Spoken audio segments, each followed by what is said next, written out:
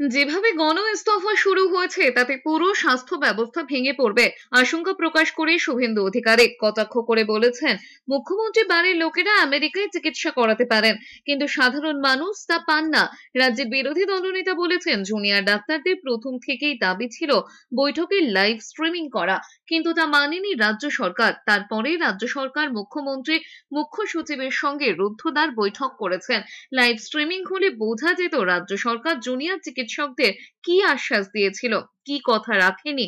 যেহেতু live streaming হয়নি, তাই জুনিয়র চিকিৎসকদের কথায় বিশ্বাসযোগ্য ধরে নিতে হবে, কারণ তারা অরাজনৈতিকভাবে আন্দোলন করছেন। রাজ্য সরকারের উচিত জুনিয়রদের দাবি মেনে নেওয়া, কারণ এর সঙ্গে স্বাস্থ্যের বিষয় জড়িয়ে রয়েছে। রাজ্য সরকারের কাছে আবেদন করব, আপনারা যা যা কথা দরজা বন্ধ করে দিয়েছিলেন সেই কথাগুলো কার্যকর করে দেন, কারণ এর সঙ্গে পশ্চিমবাংলার লক্ষ লক্ষ মানুষের স্বাস্থ্যজনিত বিষয় যুক্ত রয়েছে, এবং যেভাবে গণ ইস্তফা শুরু হয়েছে তাতে পুরো স্বাস্থ্য ব্যবস্থায় ডিজাস্টার হয়ে যাবে। কারণ মুখ্যমন্ত্রীর বাড়ির লোকেরা আমেরিকার হপকিন্স হসপিটালে কোটি টাকা দিয়ে চিকিৎসা করতে পারেন, আপনার আমার বাড়ির লোকেরা সে সুযোগ পান না। সরকার কালা হলে জোরে প্রতিবাদ করতে হয়, আক্রমণ করেছেন সিপিএম নেতা মোহাম্মদ সেলিম। তার দাবি, গণসংহতি বা গণ ইস্তফার মাধ্যমে সরকারকে বার্তা দেওয়া হচ্ছে। আমি সেই সিনিয়র ডক্টরসদেরকে কুর্নিশ জানাবো, এটাকে বলে সংহতি।